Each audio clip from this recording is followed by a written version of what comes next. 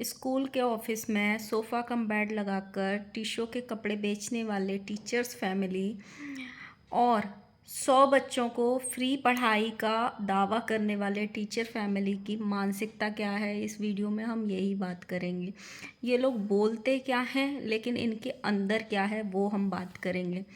So hello guys, Radhe Radhe, जय श्री कृष्णा। स्वागत है एक और नई वीडियो में। इस वीडियो को ना बड़े ध्यान से देखना कि जो लोग होते कुछ हैं, दिखाते कुछ हैं और करते कुछ हैं, ये लोग समाज में क्या फैला रहे हैं, आप वो डिसाइड करना वीडियो के लास्ट में। अभी एक बिहार के बहुत बड़े स्कूल की ओपनिंग हुई। एसी वाला स्कूल, एडवांस टेक्नोलॉजी वाला स्कूल, और उस स्कूल में एनुअल फंक्शन भी रखा गया। सब ने देखा कि उस स्कूल में छोटे छोटे बच्चों से किस तरीके के गानों पे डांस कराया गया है ना। दूसरा, उस स्कूल में आज हमने ये भी देखा कि सिंगर्स को बुला के हिमेश रेशमिया के गाने बजवाए गए वो सिंगर के द्वारा।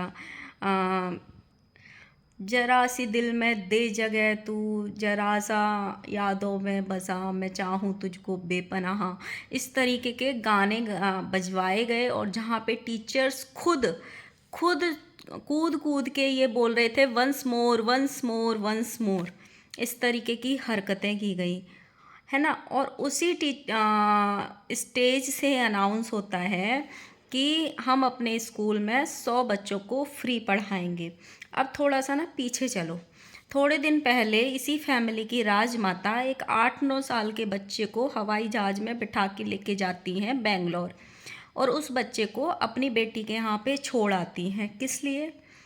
वो बच्चा इनकी बेटी के यहाँ जाके मोबाइल पकड़ेगा और ब्लॉग शूट करेगा और घर के थोड़े बहुत काम भी कर देगा और उनके बच्चे भी खिला देगा। ये शिक्षक फैमिली है। और उस बच्चे को वहाँ, आप सोचिए, अगर कोई बच्चा 8-9 साल का है और उसको घर से इतनी दूर भेज दिया जाए किसी का मोबाइल पकड़ाने के लिए, ना जिसकी वहाँ पे शिक्षा हो रही है, ना उसको स्कूल भेजा जा रहा है, ना वो माँ बाप से जल्दी से मिल सकता है, तो आप ये सोचिए वो बच्चा कैसे बड़ा हो रहा होगा। 8, 9, 10, 11 साल के बच्चे की कितनी वो होती है उसको हर चलो वो बच्चा मेंटली प्रिपेयर भी होगा तो भी उस बच्चे को 10 दिन में, 8 दिन में कभी तो माँ बाप की याद आती होगी, अपने भाई बहन की याद आती होगी। 8-10 साल के बच्चे को एज ए बंधुआ मजदूर बना के अपनी बेटी के यहाँ पे छोड़ के आना, ये शिक्षक का काम है। और फ्री में 100 बच्चे पढ़ाने की ये लोग बात करते हैं। और जिनके घर में वो बच्चा रुका है वो अपने आप को वेल एजुकेटेड बोलती है, और वो एक किसी और के 8, 10, 12 साल के बच्चे को अपने घर में मोबाइल पकड़ने के लिए रख लेती है। इनको ब्लॉगिंग इतनी ज़रूरी है। आप सोचो ये मतलब किस मानसिकता वाले लोग हैं। सोशल मीडिया पे ऐसे झूठ झूठ बोल के इनको सिर्फ महान बनने का शौक़ है। आप अभी भी राजमाता के घर में एक लड़का घूमता है जो इनका मोबाइल पकड़ के रहता है, वो भी 10-12 साल का ही है।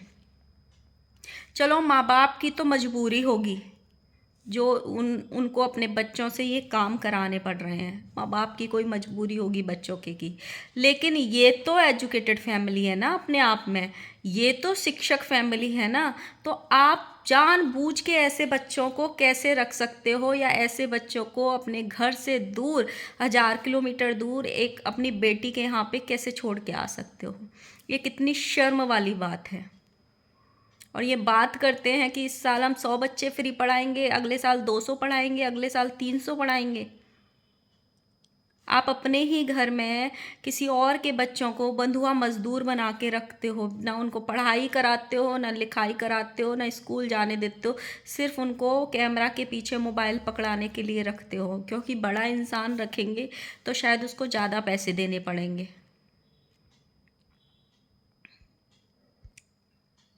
दूसरी तरफ बात करते हैं इनके यहाँ जो स्कूल का ओपनिंग हुआ, ये दिन रात सारा फैमिली टीशो के प्रमोशन करने में लग रहा है। मतलब किचन में खड़े हैं तो देखिए गाइज मैंने ये सूट टीशो से ख़रीदा, मंदिर जा रहे हैं तो देखिए मैंने ये टीशो से ख़रीदा।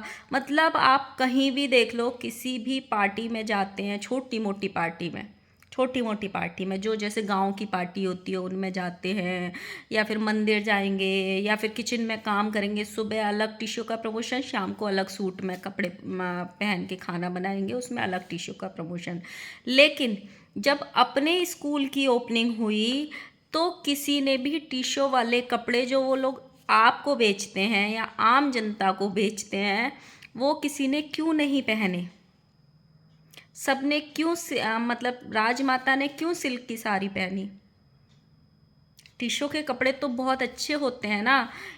जब भी ये टीशो का प्रमोशन करते हैं तब देखिए ना, पार्टी वियर कितना अच्छा लग रहा है, कितना अच्छा लुक आ रहा है। तो जब अच्छा लुक आता है तो वो आपके खुद के घर के फंक्शंस में क्यों नहीं आता है भाई? वहाँ भी पहनने चाहिए ना। एक एक जना दो दो आईफोन रखता है, और एक आईफोन 1.25 लाख 1.5 लाख 2 लाख का आता है।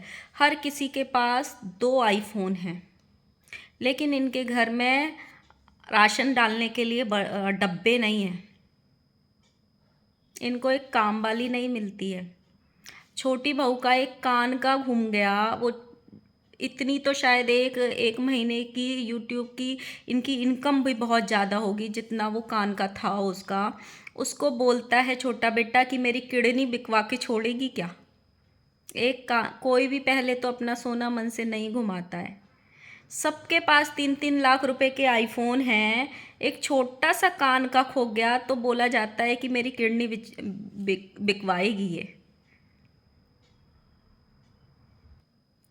इतने बड़े बिहार के नामी जाने क्रिएटर ने स्कूल ओपनिंग किया एडवांस वाला, और भाई थोड़ी तो अपनी पर्सनैलिटी का ख्याल रखते, जो आप लाइव करते हो दिन रात। वैसे भी आपका जो स्किन केयर है वो आजकल बिल्कुल असर नहीं कर रहा है, तो थोड़ा सा तो अपना इमेज का ख्याल करते। मतलब ऐसे खाना भी किया आपने, ऐसे कर दिया जैसे भंडारा कर दिया, एक सब्जी और पूड़ी डाल दी सबको प्लेट में। किसी भी अच्छे काम को करने के लिए मीठा तो बनवाया ही जाता है, कम से कम एक मीठा तो बना ही लेते। या फिर कुछ लोगों ने सही कहा था कि सिर्फ ब्लॉग दिखाई देते हैं, रील्स दिखाई देते हैं, खाने पीने से कोई मतलब ही नहीं है कि क्या हम खिला रहे हैं हमारे आए हुए मेहमानों को। दूसरी तरफ आज माता जी ने सफाई दे दी है कि जो इन्होंने बेटी बनाई थी उसको ये अब ऑन कैमरा कोई भी रिश्ता नहीं निभाएंगे, इसीलिए उसको बुलाया भी नहीं था। और अभी उसको आराम की ज़रूरत है। रात को भाई ने भी बोला था कि वो उसको आराम की ज़रूरत है, आराम करने दीजिए। और उसके नाम से हम अब कोई पैसे नहीं कमाएंगे, क्योंकि पूरी दुनिया ये बोलती है कि हमने उसके नाम से पैसे कमाया। तो बट ये सच बोलती है, दुनिया जो भी बोलती है वो सच बोलती है, आपको सच का आईना दिखाती है। और माता जी ने मना किया है, अब वो जब भी हमारे यहाँ आएगी या जब भी हम उसके यहाँ जाएंगे हम उसको अपने कैमरे में नहीं लेंगे। चलो अच्छी बात है, बट ये रिश्ता ज़्यादा टिकेगा नहीं ऐसे लग रहा है फ़िलहाल सिचुएशन देख के। फ़िलहाल राजमाता ने 5 किलो दाल चावल ये सब मंगा लिया है, क्योंकि जनता बहुत पीछे पड़ गई, भाई राशन मंगा लो राशन मंगा लो। ये लोग खुद ही ऐसे काम करते हैं कि ट्रोल हो जाते हैं। 250 ग्राम बेसन पे इन्होंने पूरा ब्लॉग छाप दिया, अब ट्रोल हो गए तो 5-5 किलो मंगा के दिखा दिया जनता को। अब दूसरी तरफ हम बात करेंगे कि जो क्रिएटर्स हैं वो वाईटी पे क्या कर सकते हैं, और जो रिएक्शन वाले हैं या छोटे व्लॉगर हैं वो क्या नहीं कर सकते हैं। देखो, बड़े क्रिएटर्स यहाँ पे अपना खाना दिखा सकते हैं, सब्जी काटना दिखा सकते हैं, टीशो के 100, 200, 300 रुपये वाले कपड़े भी बेच सकते हैं। यहाँ पे हंसना, रोना, पार्टीज़ में जाना, पार्टीज़ में कैसे इंजॉय किया, वो दूसरों के घरों में घुसना, अपनी फ्रेंड से सब कुछ दिखा सकते हैं। फिर जब उनकी आपस में मनमुटाव हो जाते हैं, लड़ाइयाँ हो जाती हैं, तो फिर लड़ाई दिखाते हैं यहाँ पे। फिर एक दूसरे के जो घरों में खा पी के आए थे उसको मतलब इज्जत उतारते हैं। जब उससे भी बात नहीं बनती है तो एक दूसरे की पर्सनल चीज़ों को लीक कर देते हैं। बड़े क्रिएटर्स के लिए ये सब चीज़ें यहाँ पे जायज़ हैं, वो कर सकते हैं, सब कुछ कर सकते हैं। खुद 200, 300, 400 रुपये वाले ड्रेस को बेचकर बार बार ऑडियंस पे ये फोर्स करते हैं, फ़िल्टर लगा लगा के उसको अच्छा दिखा दिखा के कि आप ये ख़रीदिए, ये अच्छा है, आप ये ख़रीदिए, ये अच्छा है। लेकिन जब खुद के फंक्शंस की बारी आती है, खुद को कहीं जाना रहता है, तो 4-6 हज़ार रुपये वाले कपड़े पहनते हैं ब्रांडेड। उनको सब कुछ जायज़ है, लेकिन रिएक्शन वाले या ऑडियंस वो कुछ नहीं कर सकती है। ना तो उनको उनका सच का आईना दिखा सकती है, ना उनको ये बोल सकती है कि आप गलत कर रहे हो, ना आप उनको ये बोल सकते हो कि आपने आज ये गलत बात बोल दी ऑडियंस के लिए, आपको ऐसे नहीं बोलना चाहिए था। ना आप उनको ये बोल सकते हो कि भाई आप पे ये अच्छा नहीं लग रहा है या ये आप पे शोभा नहीं दे रहा है, आप ये काम मत कीजिए। आप यहाँ पे कुछ उनके लिए नहीं बोल सकते हो। क्यों? क्योंकि वो बड़े क्रिएटर्स हैं और वो यहाँ के राजा हैं। वो यहाँ के राजा हैं। वो कुछ भी दिखाएंगे, हंसना, रोना, लड़ाई झगड़े, पर्सनल चीज़ें लीक करना, वो कुछ भी दिखा सकते हैं। आपको कोई अधिकार नहीं है उनको क्वेश्चन करने का। आपको कोई अधिकार नहीं है उनको उनका जो आईना है वो दिखाने का। आजकल तो बड़े क्रिएटर्स रिएक्शन चैनल वालों से नहीं, अपनी ऑडियंस जो लाइव में आती है उससे भी बदतमीजी करने लगे हैं। उनको भी बोल देते हैं चलो निकलो यहाँ से, चलो निकलो यहाँ से। तुम्हारे घर में भी यही होता होगा, गलतियाँ खुद करो, दूसरे के माँ बाप पे जाओ, यही हो रहा है। सो आपको अब खुद डिसाइड करना पड़ेगा, ऑडियंस को खासकर ये खुद डिसाइड करना पड़ेगा कि आपको अपनी वैल्यू जहाँ मिलती है वहाँ आप जाइए। जो आप लोगों को सिर्फ अपना व्यूज़ का साधन समझते हैं, प्लीज़ ऐसे लोगों से दूर रखिए अपने आप को। क्योंकि पुराने लोग एक कहावत बोलते हैं कि कुत्ता भी उस घर पे जाके खड़ा होता है जहाँ उससे प्यार से रोटी मिलती है, इज्जत से रोटी मिलती है। तो जो आपकी वैल्यू ही नहीं समझते उस घर क्यों जाना? क्या आपके परिवार में जहाँ पे लड़ाई हो जाती होगी, जो आपको कुछ तू मैं बोल देते होंगे, या जो आप किसी के घर गए हो, किसी के घर में जाके बैठे हो और किसी ने आपको बेइज्जती कर दी, तो क्या आप उसको दोबारा देखने जाते हो या दोबारा उससे रिश्ता रखते हो? नहीं रखते ना। वही हाल अभी सोशल मीडिया पे चल रहा है। यहाँ पे कुछ राजा बन गए हैं लोग, जो अपनी भाषा, अपनी मर्यादा सब कुछ भूल चुके हैं। वो सब कुछ कर रहे हैं, वो सब कुछ जायज़ है। अभी कल एक सुमित महल जी का वीडियो आया था दोबारा से। उन्होंने कम्युनिटी लगा के भी माफ़ी मांगी थी सारे रिएक्शन चैनल वालों से, क्योंकि उनसे अपने व्लॉग में या अपने वीडियो में एक गलत बात निकल गई थी उनके मुंह से कि रिएक्शन वाले बैठ के पैनल लगा के चुगली करते हैं। उन्होंने कम्युनिटी पे एक एक रिएक्शन चैनल को टैग करके उनसे माफ़ी मांगी थी।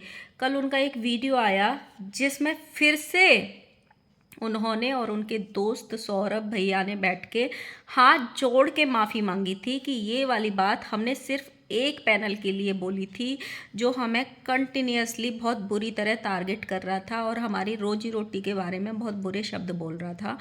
हमें सिर्फ उसके लिए ये बात बोली थी, बाकी की और किसी भी रिएक्शन चैनल के लिए ये वाली बात नहीं है। हम हाथ जोड़ के माफ़ी मांगते हैं। ये होते हैं क्रिएटर्स, चाहे उन्होंने बनावटी बोला, चाहे उन्होंने प्लानिंग करके बोला, चाहे उन्होंने जनता का फेम पाने के लिए बोला, चाहे उन्होंने अपनी चेहरा चमकाने के लिए बोला, लेकिन बोला। जैसे ही रिएक्शन चैनल पे वो बात उठी, वो तो लोग तुरंत आए और तुरंत माफ़ी मांगी, चाहे किसी भी उसमें मांगी हो। तो अब हमें और आपको डिसाइड करना है कि आगे क्या करना है। फ़िलहाल इस वीडियो में इतना ही। आपकी क्या राय है ज़रूर बताना, और उस बच्चे के लिए क्या राय है वो भी बताना, वो सही है या गलत है। तो मिलते हैं नेक्स्ट वीडियो में। अगर मेरी वीडियो अच्छी लगे तो प्लीज़ लाइक करना, कमेंट करना एंड सब्सक्राइब ज़रूर कर देना। Bye bye.